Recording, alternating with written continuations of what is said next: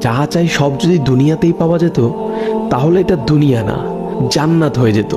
কিছু এলোমেলো ঝড়, কষ্টের দমকা হাওয়া, কিছু অপ্রাপ্তির ভিড় তোমায় কষ্ট দিবে। যন্ত্রণাগুলো পাহাড়ের মতো দেখবে, মাঝে মধ্যে বুকটা ভারী হয়ে আসবে।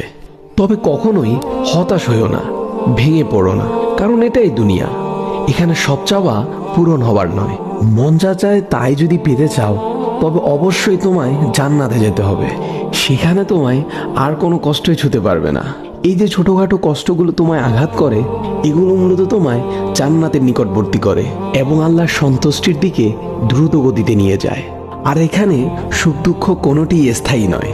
এখানকার সবকিছুই সাময়িক, আর আখেরাত হলো চিরস্থায়ী। সেখানকার সুখ দুঃখ চিরস্থায়ী। ক্ষণস্থায়ী কষ্টগুলোর ব্যাপারে অত চিন্তা করে কি লাভ?